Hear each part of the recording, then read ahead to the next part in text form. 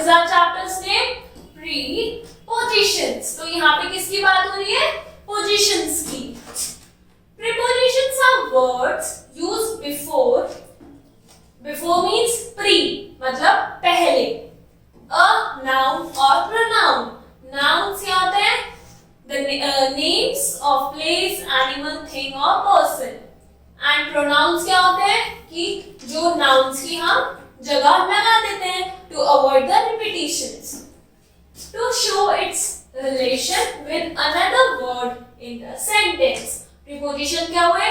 Are words used before a noun or pronoun to show its relation with another word in the sentence. कि noun और pronoun से पहले लगते हैं उनका relation बताने के लिए sentence में.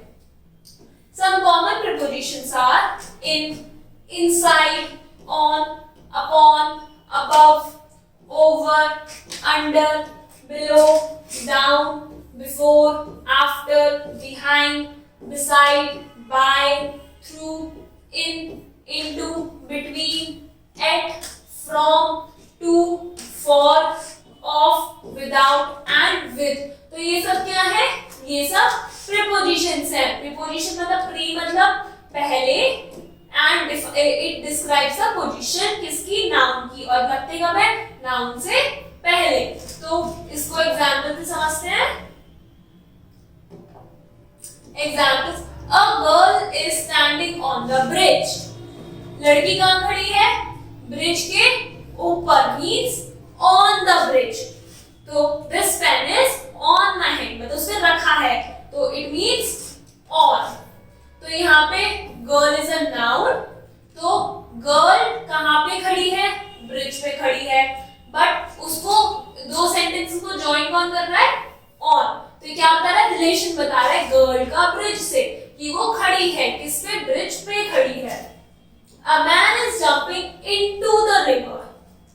Man जंप कर रहा है पानी में. मीन्स अभी वो कहाँ है? अभी वो ना ब्रिज पे खड़ा ना वो पानी के अंदर है. It is jumping into the river.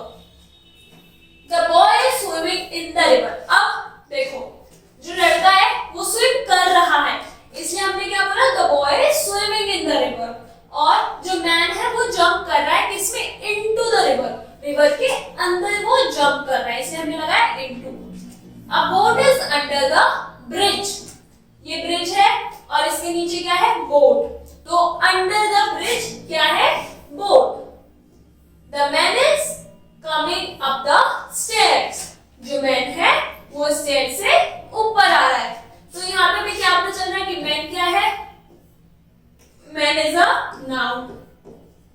Going क्या हो गई? Action. Going it's a action. और स्टेयर्स क्या हो गया?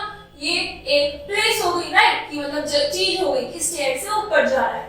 A woman is going down the stairs. A woman is going down the stairs. तो down मतलब नीचे जा रही है, up मतलब ऊपर जा रहे हैं. A temple is along the bank. तो bank means river के साइड वाली जगह. अब वो क्या है यहाँ पे? टेम्पल है. तो it is along the river.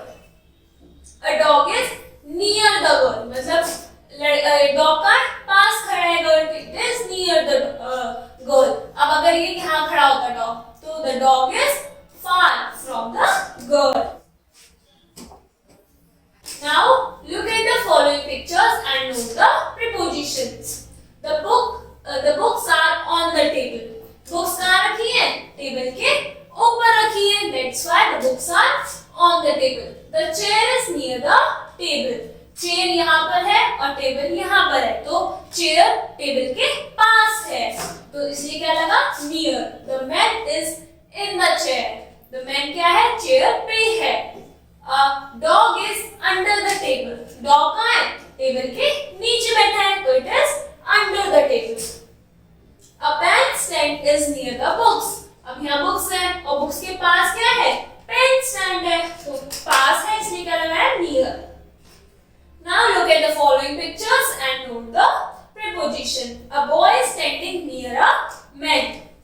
Boy is standing near a man. जो लड़का है वो मैन के पास खड़ा है. and the girls are standing away from the men. The wolf is killed by a hunter. तो ये hunter ने wolf को मारा. तो wolf is killed by, किसने मारा? किससे मारा? By the hunter. The apples were divided between Geeta and Sita. तो जो एप्पल्स थे वो डिवाइड कर दिए गए किनके बीच में? गीता एंड सीता के बीच में. A boy is on the sofa. लड़का कहाँ पे? It is on the sofa. या फिर a boy is sitting on a sofa. The fan is over the boy's head. लड़के के सिर के ऊपर क्या है? फैन है. तो ऊपर means over the head. His sister is behind the sofa. अब लड़की कहाँ खड़ी है? सोफे के पीछे खड़ी है, इसलिए क्या हो गया? Behind the sofa. A cat is under the sofa.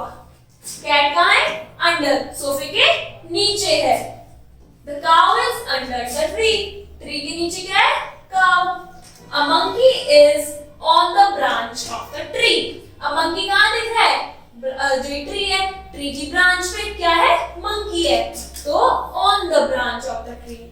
A calf is between the cow and the farmer. Calf कहाँ है? Farmer और cow के बीच में है.